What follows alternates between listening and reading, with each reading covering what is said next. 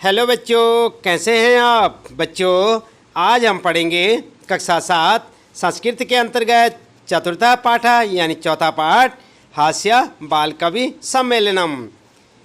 हम आपको बताएंगे इस पाठ का सारांश, भावार्थ और अंत में पाठ से संबंधित प्रश्नों के उत्तर। लेकिन इससे पहले आइए देख लेते हैं इस पाठ को। आप भी हमारे साथ साथ पढ़ें। पाठ का नाम है हास्य बाल कवि सम्मेलनम। तो बच्चों, आप देख रहे हैं यहाँ पर, यह है आपका चतुर्थ पाठ और पाठ का नाम क्या है? हास्य बाल कवि सम्मेलनम।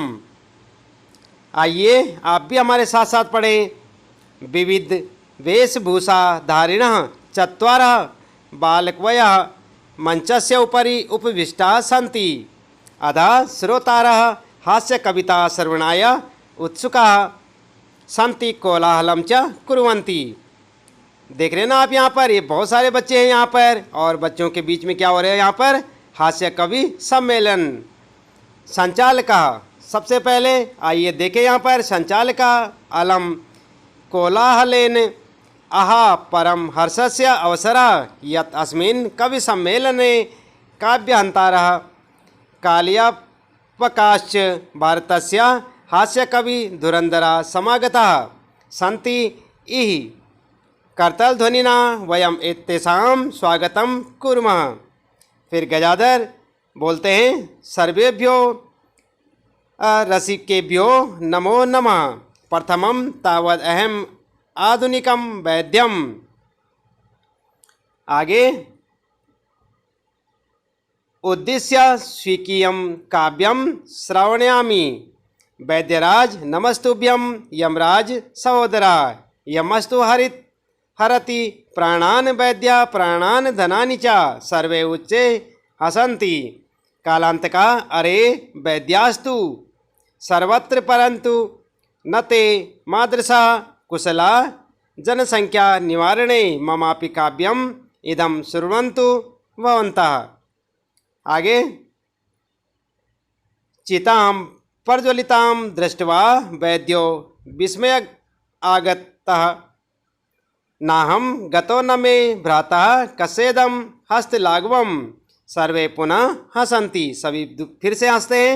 उसके बाद तुन्दिलः तुन्दस्य उपरि हस्तम् आवर्तयन् तुन्दिलो अहं भो ममापि इदं काव्यं श्रूयतां जीवने धार्यता च। प्राणं प्राप्य दुर्बुद्धे मां शरीरे दयां कुरु। प्राणं दुर्लभम लोके शरीराणि पुनः पुनः। सर्वे पुनः अट्टहासं कुर्वन्ति। चार्वाकः आम आम शरीरस्य पोषणं सर्वथा उचितमेव। यदि धनं नास्ति तदा ऋणं कृत्वापि पौष्टिकः पदार्थः एव भोक्तव्यः। तथा कथयति चार्वाकः कवि। आगे, यावत् जीवेत सुखम जीवेत ऋणम कृत्वा घृतं पिबेत। श्रोतारः तैः ऋणस्य प्रत्यर्पणं कथं। चार्वाका श्रूयतां मम अवशिष्टं काव्यम्।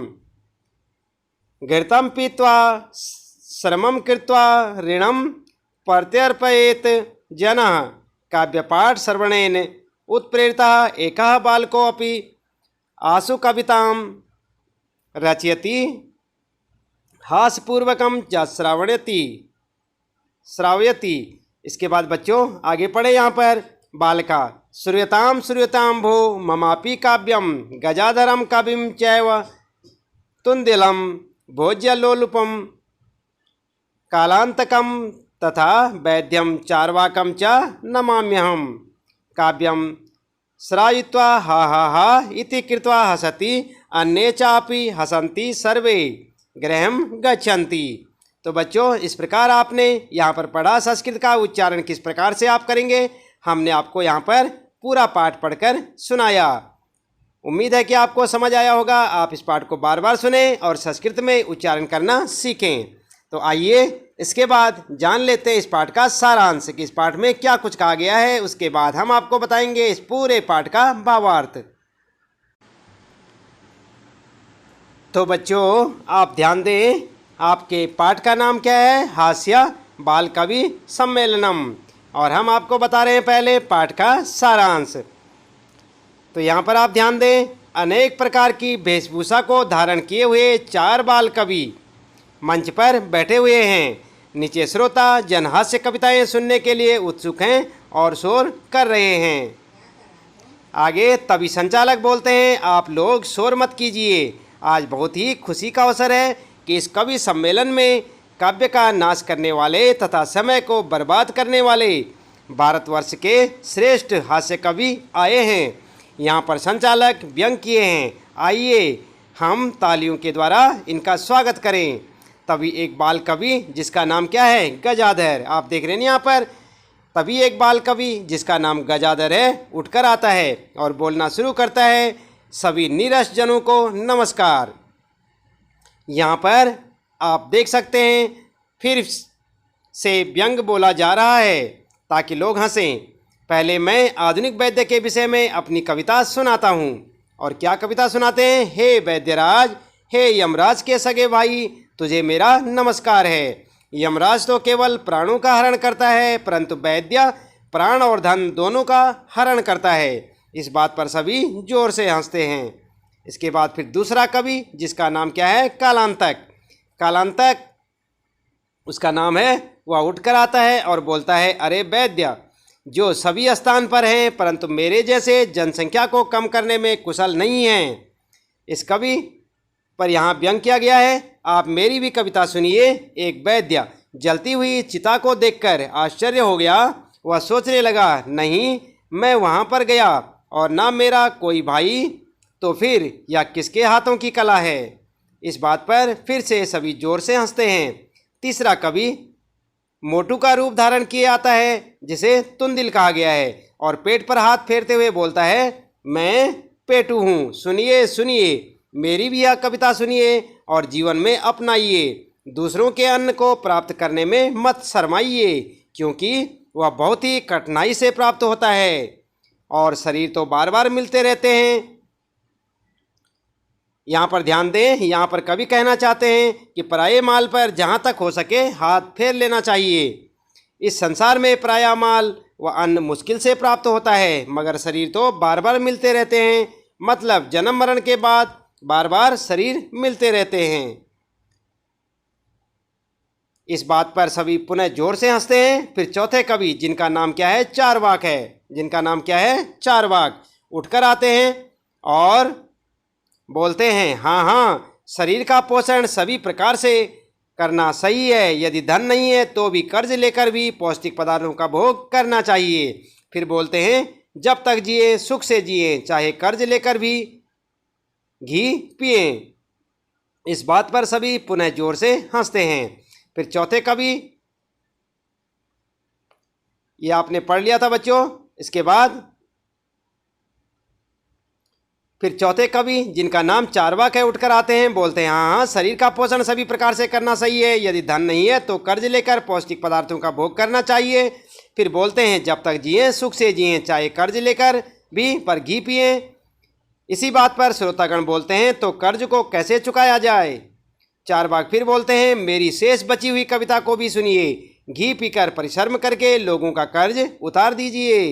इस प्रकार काव्य पाठ संपन्न होता है। लेकिन तभी काव्य पाठ सुनने से प्रेरित होकर एक बालक भी आंसू यानी कविता तुरंत रची गई कविता को रचता है और हंसी के साथ सुनाता है। बालक बोलता है, क्या बोलता है बालक? सुनिए सुनिए आप मेरी भी कविता सुनिए। मैं गजाधर कवि पेटू और खाने के लोभी यमराज को, वैद्य को और चारवाक कवि को प्रणाम करता हूँ। काव्य को सुनाकर हा हा हा करके बालक हंसता है और दूसरे भी हंसते हैं और बाहर निकलकर सभी अपने अपने घर जाते हैं। तो बच्चों ये था इस पाठ का सारांश। आइए देख लेते हैं यहाँ पर इस पाठ में क्या कुछ कहा गया है, थोड़ा भावार्थ के साथ। इस पाठ का हम आपको बता रहे हैं यहाँ पर सरल अर्थ। तो आप देख रहे हैं यहाँ पर, ये है आपका चतुर्थ पाठ यानी कि चौथा पाठ। और पाठ का नाम क्या है? हास्य बाल कवि सम्मेलन। यहाँ पर ध्यान दें आप, सबसे पहले क्या था? विविध वेशभूषा धारिणा चत्वारः बालकवयः मंचस्य उपरि उपविष्टा सन्ति अधः श्रोतारः हास्य कविता श्रवणाय उत्सुका सन्ति कोलाहलं च कुर्वन्ति। इसका मतलब क्या हुआ बच्चों? इसका मतलब ये है, जो आपको सरल अर्थ में दिख रहा है, अनेक प्रकार की वेशभूषा को धारण किए हुए 4 बाल कवि मंच पर बैठे हुए हैं। नीचे श्रोता जन हास्य कविताएं सुनने के लिए उत्सुक हैं तथा वे शोर कर रहे हैं। इसके बाद संचालक, देख रहे ना आप यहाँ पर संचालका, अलम कोलाहलेन, यानी कि शोर मत करो। अद्य परम हर्षस्य अवसरः यत्र अस्मिन् कवि सम्मेलने काव्यहंतारः कालया काश्च भारतस्य हास्य कवि दुरंधरा समागता सन्ति। यही करतलध्वनिना वयम एतेषां स्वागतम कुर्म, यानी कि शोर मत करो, आज अधिक खुशी का अवसर है कि इस कवि सम्मेलन में काव्य का नाश करने वाले तथा समय को बर्बाद करने वाले भारतवर्ष के श्रेष्ठ हास्य कवि आए हैं। आइए हम तालियों से इनका स्वागत करें। इस प्रकार से आप इस कविता, इस जो पाठ है आपका, इस पाठ का आप अर्थ लिख सकते हैं। इसके बाद गजाधर, गजाधर क्या बोलते हैं? सर्वेभ्यो रसिकेभ्यो नमो नमः। प्रथमं तावदहम आधुनिकं वैद्यम उद्देश्य सुकीय काव्य श्रावयामि, यानी वैद्यराज नमस्तुभ्यम यमराज सहोदर यमस्तु हरति प्राणान वैद्य प्राणान धनानि च, यानी कि सर्वे उच्च स्वर हसंती। और यहाँ पर जो है आप ध्यान दें, सरल अर्थ क्या होगा बच्चों? सभी नीरस जनों को मेरा नमस्कार। तब तक पहले मैं आधुनिक वैद्य के विषय में अपनी कविता सुनाता हूँ। हे वैद्यराज, हे यमराज के सगे भाई, तुम्हें मेरा नमस्कार है। यमराज तो केवल प्राणों का हरण करता है, परंतु वैद्य प्राण और धन दोनों का हरण करता है। बच्चों आपको मालूम है ना, जब लोग अति बीमार होकर या ज़्यादा बीमार होकर डॉक्टर के पास जाते हैं तो कई बार क्या होता है, जो पेशेंट होता है मर भी जाता है, और जो डॉक्टर ने अपनी फीस लेनी है, पैसा लेना है, वो तो वह लेता ही है। इसलिए यहाँ पर कवि ने कहा है कि डॉक्टर जो है प्राणों और धन का दोनों का ही हरण कर लेता है, दोनों ही चीज़ें रख लेता है। सभी जोर से हंसते हैं। इसके बाद कालांतक क्या कहता है, आइए सुने। अरे वैद्यास्तु सर्वत्र परंतु न ते मादृशा कुशला जनसंख्या निवारणे ममापि काव्यम इदं शृण्वन्तु भवन्तः। चितां प्रज्वलिता दृष्ट्वा वैद्यो विस्मय आगता नाहं गतो न मे भ्राता कस्येद हस्तलाघवम। यहाँ पर कालांतक कहता है, अरे वैद्य तो सब जगह हैं, परंतु जनसंख्या को कम करने में मेरे जैसे कुशल नहीं हैं। आप मेरी यह कविता भी सुनिए। कोई वैद्य जलती हुई चिता को देखकर आश्चर्य को प्राप्त हुआ।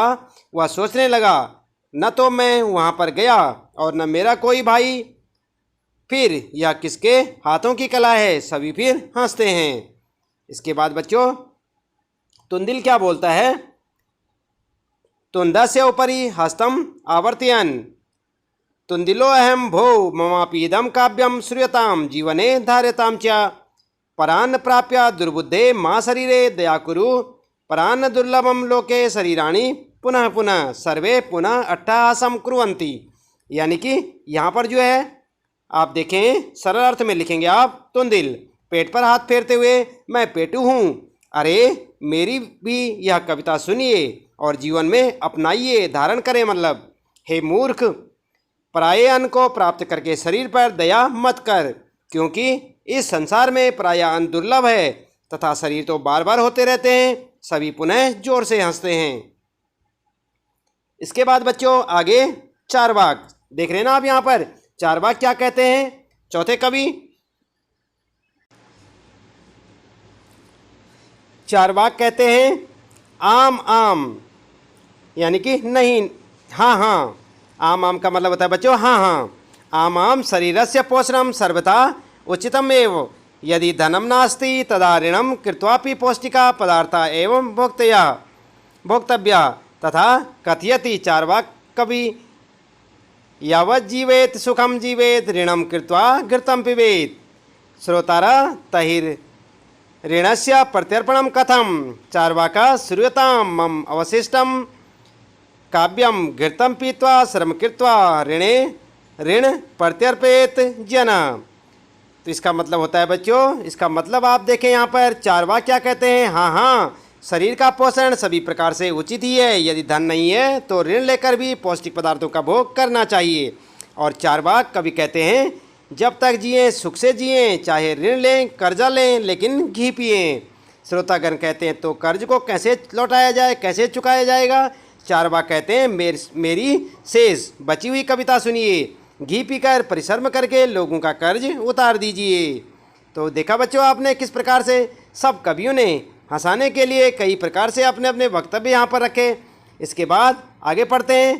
काव्य पाठ श्रवणेन उत्प्रेरिता एका बालको अपि आशु कविता रचयति हास्यपूर्वकं च श्रावयति बालका श्रूयतां भो ममापि काव्यम गजाधरम कविं चैव तुंदिलं भोग्यलोलुपम कालांतका तथा वैद्यचार्वकं च नमाम्यहं काव्य श्रावित्वा हा हा हा इति कृत्वा हसति अन्ये चापि हसन्ति तयो गृहं गच्छन्ति।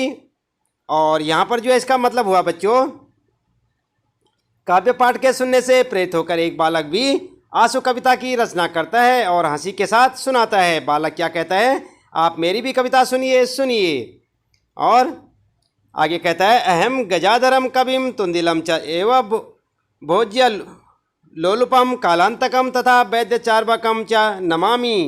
यानी कि मैं गजाधर कवि पेटू, खाने के लोभी, यमराज को, वैद्य को और चार्वाक को प्रणाम करता हूँ। काव्य को सुनाकर हा करके बालक हंसता है और दूसरे भी हंसते हैं और बाहर निकलकर सभी अपने अपने घर जाते हैं। तो बच्चों इस प्रकार से आप इस कविता का अर्थ लिख सकते हैं। यहाँ से देखकर आप इस कविता का अर्थ लिखें और इस पाठ का अर्थ लिखें और इसे याद भी करें। तो बच्चों ये था आपका संस्कृत में चौथा पाठ बाल कवि सम्मेलनम। आइए इसके बाद जान लेते हैं इस पाठ से संबंधित प्रश्नों के उत्तर। तो बच्चों आप देख रहे हैं यहाँ पर ये है इस पाठ के प्रश्नों के उत्तर। आप पहला प्रश्न आप स्वयं करेंगे, दूसरा प्रश्न हम आपको उसका उत्तर यहाँ पर बता रहे हैं। जैसे कि आप यहाँ पर देख सकते हैं, मंजूषात अव्ययपदानि चित्वा वाक्यानि पूरयत। तो यहाँ पर क्या देख रहे हैं आप, अलम अंतः वही अधा ऊपरी।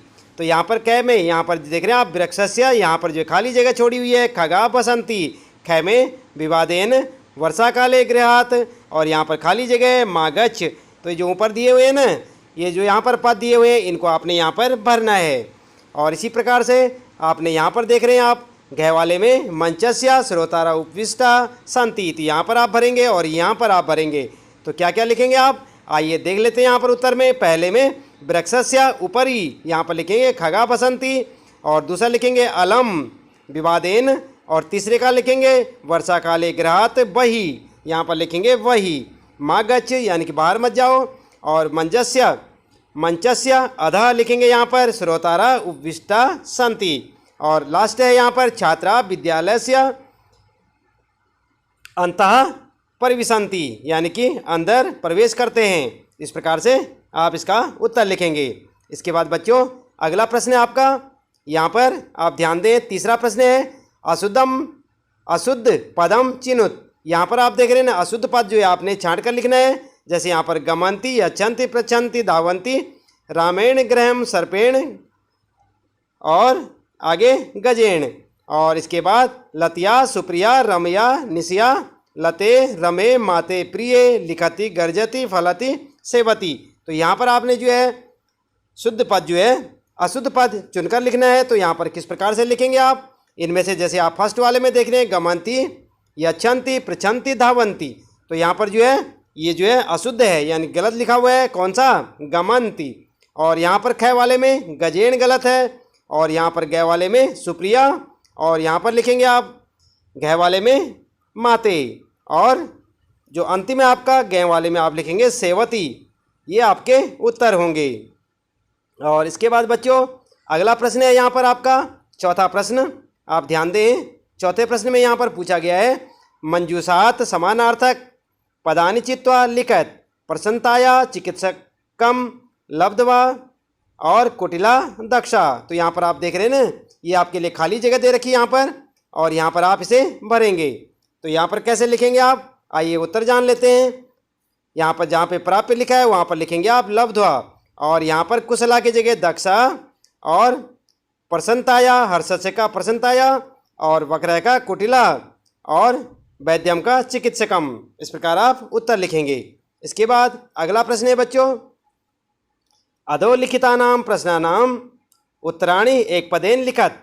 और यहाँ पर जो है कै, ख, गै, घै, गै और च देख रहे हैं ना आप यहाँ पर, तो इनके उत्तर क्या लिखेंगे आप, इनके उत्तर लिखेंगे कै का उत्तर लिखेंगे चत्वारा, ख का श्रोतारा, गै का गजाधरा आधुनिक, वैद्यम उद्देश्य काव्यम प्रस्तांति।